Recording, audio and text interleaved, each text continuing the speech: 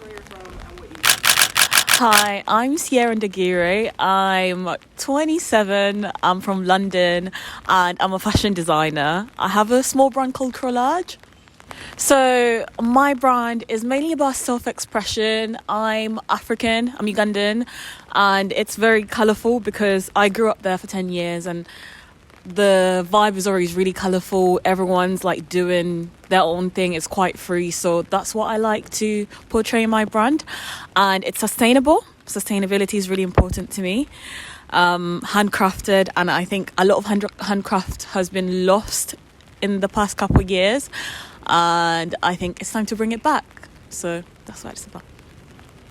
So I started early January 2022. Yeah. Started January 2022. It's almost 3 years.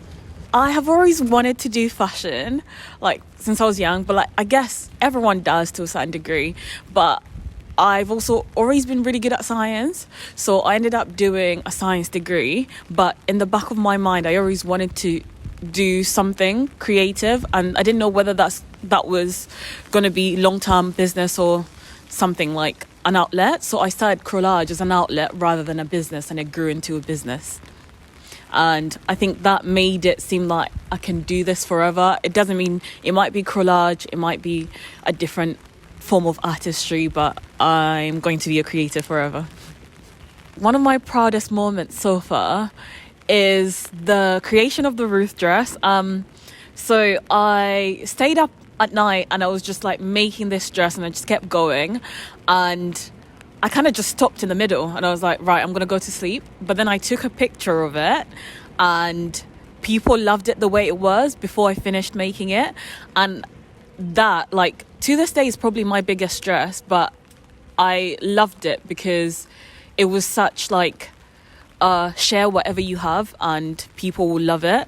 And then it went on to go on to celebrities like Summer Walker, and that was a big moment for me. Definitely maintaining sustainability and scaling up as an artist. And I still struggle with this at the moment. I'm still trying to find a way where you maintain sustainability, authenticity, and still scale up something. So I think if you're trying to do something different, it's almost impossible to scale it up and still be really, really authentic to yourself. If you're not failing, you're not trying. So I think it's hard to like deal with failure or like things that might not work out.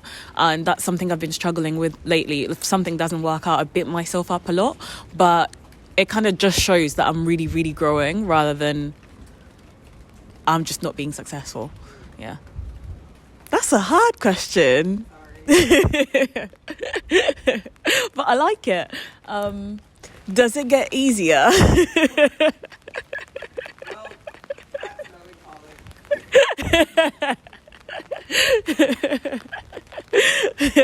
And the chances are it doesn't, but I would want her to be able to answer that.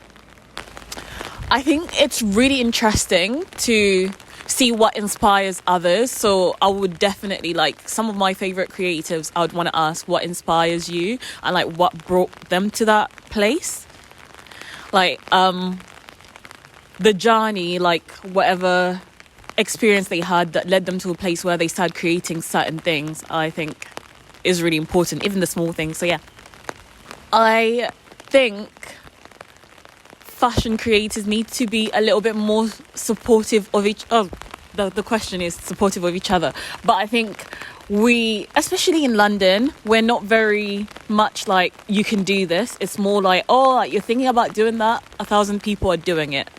Rather than like, you're thinking about doing that, what way can I support you? Or like, what way can I like make that easier for you? What do you need? Like being there for each other a little bit more, like day to day, rather than, yeah.